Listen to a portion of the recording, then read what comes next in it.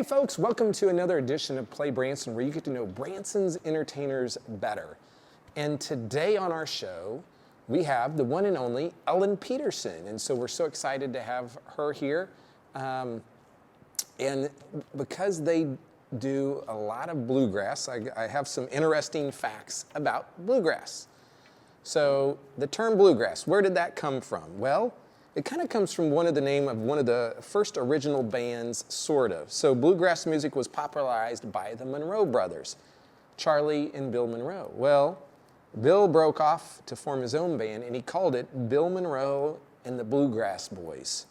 And he named it that because he was a native of Kentucky, which is also known as the Bluegrass State. And so kind of from there, that's kind of how the name bluegrass music and that style got popularized. At least it's according to my notes. The movie Oh Brother, Where Art Thou, which I guess has got some bluegrass roots. Actually, that soundtrack went triple platinum. Other examples of mainstream media increasing bluegrass's reach into pop culture are Deliverance, Bonnie and Clyde, and the Beverly Hillbillies. So we'll talk a lot more about bluegrass and with Ellen Petersen here in just a moment. So stay tuned. We'll be right back. There are so many things to do in Branson. You need help planning and booking all your fun. You need ibranson.com. You can find everything Branson has to offer from your computer, tablet, or cell phone. You can even buy tickets online or talk to one of their friendly Branson travel specialists. There's no sales pitches, no delivery fees, no service fees, and no waiting. It's fast and easy. Find your fun at ibranson.com. Do it all online or call 877-ENTERTAIN. That's 877-368-3782. ibranson.com. Hey folks, welcome back to Play Branson, and today I am here with Ellen Petersen with the Petersens, and this is your 9th year in Branson. It is. That's crazy. Yeah, we have been playing shows for a while now. Yeah, and so we always like to talk about the show, but you got to wait till the second half to do that, because this first section, I want to go back and talk about history, because you're really young. I mean, you seem young to me. We look really young. Yes. I'll give you that. But like how you got into this was kind of an interesting story, I think. So let's talk about that. Well, how we got into music, my parents are both very musical, and we grew up singing and always listening to my mom play the trumpet, and my dad plays guitar and piano. And we were moving around a lot. My dad was in the military. Mm-hmm. So every 2 years, we'd be stationed at a different base and kind of start over. And it's just so interesting. It's easy, I think, for families to all start going their separate way and to kind of just grow apart. And my dad did not want that to happen to our family. So we ended up at a bluegrass festival on one of our trips. And he saw all these families just having such good community together and playing music and just really being together. And he decided that day we would become a bluegrass band. And he bought me a banjo that day at the festival. And I did not have any choice in the matter, but now I really love it. And it's just been so fun. We started off just playing for fun. And when we moved to Branson, there's just different opportunities that came. And we won the Gospel Sing-Off at Sight and Sound Theaters that was for CAM. And that was in 2010, I believe, and that is when we were offered the chance to have our own show at the Little Opry Theater. So they say the rest is history, kind of like that. So like, were you guys kind of all taking lessons at the same time as a family when your dad says, hey, let's start a bluegrass band? And like, if you don't know did you know the instruments, or did you guys have to all, like, what happened? Like, so Katie had been taking classical violin lessons, so she just switched to the dark side to play fiddle. And then my brother had also been taking a little bit of guitar, and then he more started focusing on rhythm and flat picking. And I had no idea about the banjo at all. I actually played the drums. So that's not a bluegrass instrument. You will get booed off a stage if you play drums. So they just found various banjo teachers and YouTube and DVDs, and we all kind of did whatever worked best for us. So you didn't move to Branson to be in the music business, or did you? No, not at all. It was definitely a huge plus. We're strong believers, and Branson's it loves our country and the veterans. It loves faith, and it loves music, and that really was our family. So whenever my dad was looking for different jobs when he retired, there was one in Branson, and my mom's family was near here, so it just kind of was where God led us. So yeah, and awesome. So you go to the sing-off, And was that like the first time you would perform publicly, or had you done that? No. Oh, you'd done that. No, okay. we played like, little small country churches. First Baptist, we were members. We played there a couple times at the Well. I don't know if you remember that.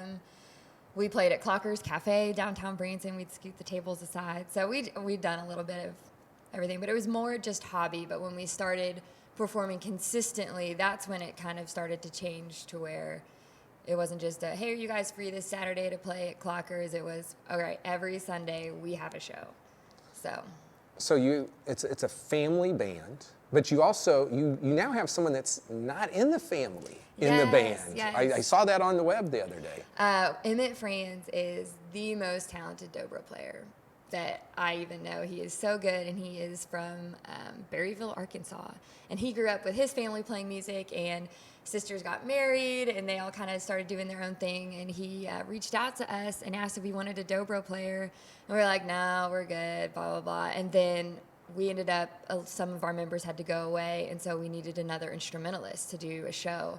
And so we were like, oh, let's try Emmett out. And he was so good, we had to keep him. So you've adopted him in the family. I don't know if he would like that, but. Okay, not adopt, okay. But I'm trying to think, is there any other show in town that has a Dobro? I don't know. I don't know. There's steel guitars, but they're different things. So Okay. the Dobro is a very bluegrass thing, and it is beautiful if done well.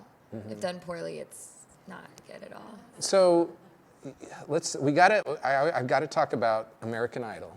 Yes. And so it was coming through Branson. You're like, I'll just try out. Yeah, I just graduated C of O. I was back in town hanging out with friends. I lived in Oklahoma City at the time, and the bus tour came through at the Branson Landing. So me and some friends just all got in line and auditioned just for the heck of it. And what happened? Well, they liked me at the landing, so that was good. There you go. She wasn't going to tell you that.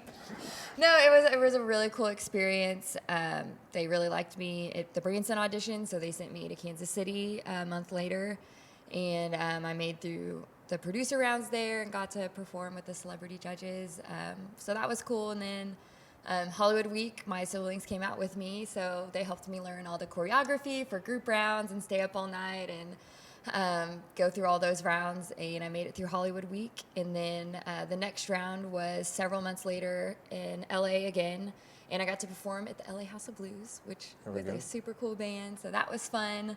And then that was the round, if you guys watch the show, you walk down like the really long green mile, and the judges are at the end, and that's when I got cut. So Yeah, but you made it a long ways. I did, yeah, it was fun. And we were actually, a friend of mine that we both auditioned in Branson. We were some of the only people that had made it that far that weren't reached out to initially by the producers, because they kind of say, hey, you should audition for this show, to certain people that they notice online. And so to make it that far without being contacted, I didn't even realize what reality TV really did, but I was like, oh, so that made me feel a little better too. So. It's not always reality, right?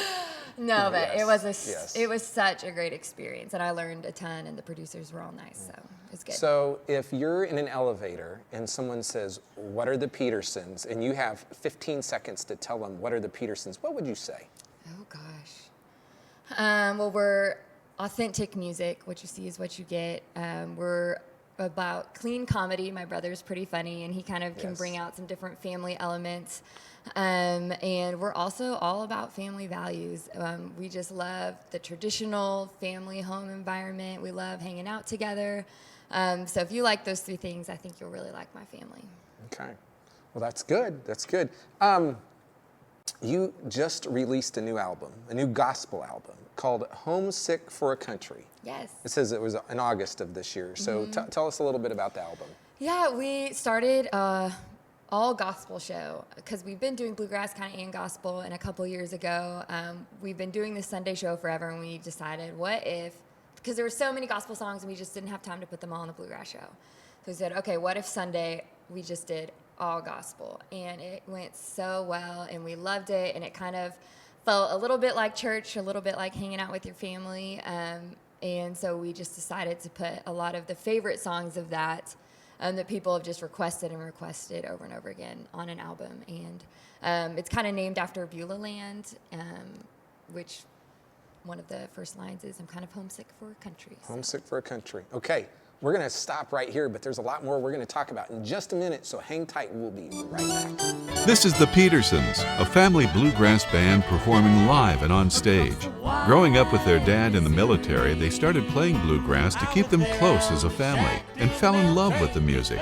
Now you can see them in person performing traditional bluegrass standards, gospel favorites, and their own original songs. The sibling humor will have audiences laughing and feeling just like a part of the family. Visit petersenband.com for more information. The Petersens, Branson's Bluegrass Show. Hey folks, welcome back. We are talking to Ellen Petersen with the Petersens, and they are at the IMAX complex in the Little Opry Theater. Yes, we are. Right? And so tell people more about your show. Like, if they've never heard of you, never seen the show, what are they going to get? Yeah, so we are a bluegrass band, but I say that, and a lot of people kind of start to cringe because they don't like bluegrass. But what we do is really Americana roots music. And so we're playing the bluegrass instruments, but in a very kind of organic sound. It's very much not overproduced. It's just really our family playing music, telling stories. My brother's probably making fun of us at some point during the show. But the Little Opry Theater, if you haven't been in it, it's so intimate, and it fits our family really well in what we do because the stage is kind of at the bottom and then the seats go up, and it only seats around 200 people. So you're really able to talk with the people, and a lot of people have written on our TripAdvisor that they feel like they just hung out with our family for an hour and a half. So that's what we love to hear. So I heard that you guys have the #1 show on TripAdvisor.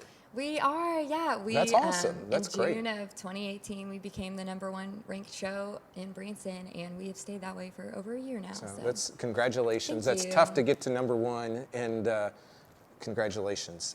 You play the banjo, I do.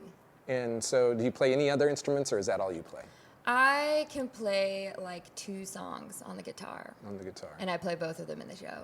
Okay. Now listen, we have to talk about the yodeling.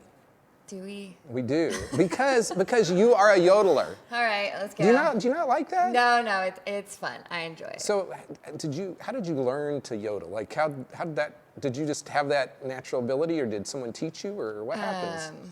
So I kind of broke my foot when I was in high school, and my family was going to bluegrass camp like normal families do, and there was some like optional elective classes at night. So we would take like banjo, guitar, fiddle lessons during the day, and then at night you could take like a fun extra class. So my siblings took swing dancing, and so that was really fun. That's what all the cool kids were doing, but I didn't want to sit by myself. So the only other option was cowboy songs and yodeling. So my mom, who is a precious soul, agreed to go with me and sit through this yodeling and cowboy song class. And so it was us and a lot of really precious old women, and they just taught us how to yodel. So do you do that in the show? I do. You do. In the bluegrass show, not the I gospel show. I would really love to ask you to yodel, but I think I'm not going to do that because I didn't tell you that ahead of time, and so they got to come to the show to see you yodel. Yes. Now, next time you come on, I'm going to make you yodel. I'm already warned Ellen's you. last appearance on Play Branson, so it has been a joy to be a part of this. I pre-warned her, so next time when she shows up a year from now, she will not remember this. You just went on a tour overseas, and not a lot of Branson entertainers do that. So talk about what you did. We have loved playing music in Ireland. We've also done several tours up to Canada. But Ireland, there's just so many connections with the old fiddle tunes. So it just is a natural fit for us. So this was our 4th tour over in Ireland. But there was also an American Bluegrass Gospel Festival in Finland. And they reached out to us and asked if we would be the American band. And so it was so cool. It was a huge outreach event. And so it was really eye-opening to be a part of what God's doing in an entirely different culture and country, and still do what we do and feel called to do, but just see it applied in a whole new way. So it was an awesome experience. I love your post. I mean, I'm watching them online, and you guys post a lot of stuff. You just had a YouTube video or something, some video that went like millions of hits. Talk about that. Yeah, we posted just a cover of my family playing Jolene in Katie and I's living room, and a guy on Facebook picked it up, and it got over 5 million views, so that was fun. And then YouTube also was super successful. It got over 2.5 million views, and our channel has been getting a lot of love from the YouTube people. So we are really excited about that. So that's awesome. And you know, you hope that translates to people coming to the show, right? It has. It has. A lot of people have come. We had last Thursday, there was a couple that drove from Albuquerque, and they were doing a cross-country road trip, and they said, we just decided to swing up to Branson because we wanted to meet you. So super fun. That is awesome. Yeah, almost every show we get people that saw our videos on YouTube. So tell people about like your times that you're playing and days and that type of thing. Yes, we have our bluegrass and a little bit of gospel show, and that's Tuesday, Thursday. So that's just our regular show, and that's at 2 p.m. And then Sunday is our all gospel show at 2 p.m. So 2, 2, and 2. That's easy to remember. And I love the intimate aspect of the theater. And someone told me a while back that no two shows are the same. Is that true? That is true, mostly thanks to my brother. Okay. But that's unusual for Branson, right? Because, I mean, people have a set list and a script and all that. And so for you to, like, people can keep coming back to your show and it won't be the same. We've had multiple people come see us every single show while they're here in Branson. And I think a lot of how we're able to do multiple different shows is because we are so acoustic and organic. So we're not playing any tracks. So, I mean, and there's no like timed out production elements. There's some people, you know, they're great at what they do, but they can't vary much because it affects their overall product. But our family's just up there hanging out on stage. So if we get a request and we know, we love to just throw it in there. So that's kind of the beauty of being who we are. So you're doing a Bluegrass Christmas Roadshow. Let's talk about that real quick. We are. We're going. We kind of did this a little last year. We're doing it again. We're adding some Christmas shows in Tulsa and St. Louis. Bluegrass and Christmas just go really well together. It's kind of like the home, comfy, warm feelings inside. And a lot of people love our style of music because it reminds them of them growing up, being with their grandparents or their family, sitting around the fire, playing music. So we've had a lot of success. We're excited to kind of take it on the road. You are going to do a Christmas show here in Branson, though. We are. Okay. Now, I always like to ask, is that 100% Christmas, 50-50? Like, what do you do? So what we kind of usually do is from November 1st, the second half of our show is Christmas. Okay. So up through Thanksgiving, we do the first half regular show, second half Christmas. But after Thanksgiving, we even add more Christmas, just because we do love Thanksgiving too. But we're in Branson, so starting after Thanksgiving, we add a lot more Christmas. But we do start our Christmas shows definitely November 1st. Yeah. You're dating a guy in town that's also an entertainer, right? I am. Can you say who he is? Yes, I'm dating Michael Haygood. Michael Haygood. He is a lucky guy. And Michael, if you're watching this, I like you. And that's all I'm going to say. I'm not going to say anything more about that. So I stop right there. So I kind of think, you guys kind of, I think, are like what is it, the paparazzi. Like if they're like putting something in the paper, like it could be, you could create some headlines. I don't know. Oh, I don't know. I don't know. I'm just trying to think outside the box. Anyway, here's the deal, folks. If you have not seen the Petersens, go check them out at the Little Opry Theater in the IMAX complex. That's located over on Shepherd of the Hills Expressway, kind of by Red Lobster and Golden Corral and in that area. And there's a lot to do in the IMAX complex. They have lots of shops. They have restaurants. They have a bunch of things going on there. And you can go to ibranson.com and book your tickets, or you can just probably go to the IMAX website and do that as well. And it's 2 o'clock on what days again? Tuesday, Thursday, and Sunday. Tuesday, Thursday, and Sunday. So go check them out. You're going to have an awesome time. I loved how you said it, and I'm going to miss it. Was it American Roots? Is that what you said? Americana Roots music. Americana Roots music. I love that. And be sure to go visit their YouTube channel as well, the Petersens. Check them out in Tulsa or St. Louis. We just appreciate you coming on the show. So much going on. And go buy the new album or check it out on digital media, or I'm sure you've got CDs for sale at the shows. Always. Yep, always. Okay, we'll be back in just a minute with more from Play Branson.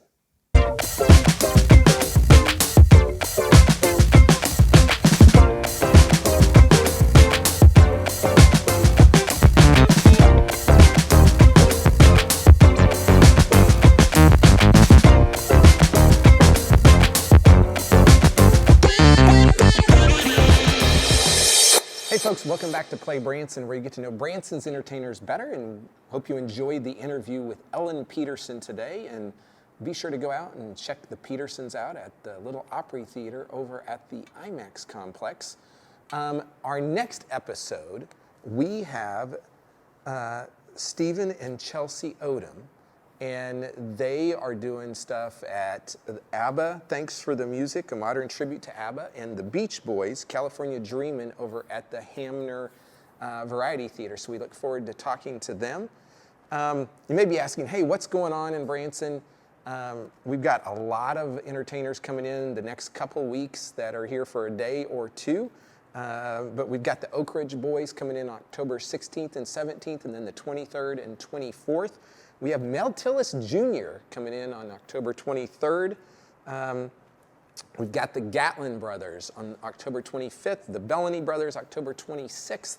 And then in November, we've got Pat Boone. He hasn't been here in a long time. We've got Lee Greenwood coming back, Johnny Mathis and Guy Penrod, just to name a few of the artists that will be coming in November, besides all of our regular awesome shows that we have here in Branson. If you're thinking about planning your entire Branson vacation and you need help, you can go to the folks at ibranson.com. You can purchase all your shows and attractions online at ibranson.com, or you can call those folks at 877-ENTERTAIN, and they'll be happy to help you out. If you haven't been to our Facebook page, go to facebook.com/playbranson, like us, and you can check out our episodes there or on YouTube. Be sure to also look around Branson for our Play Branson magazine, where you can get information about all the shows and attractions here in the Branson area. Thanks for watching, and we'll see you next week here on Play Branson.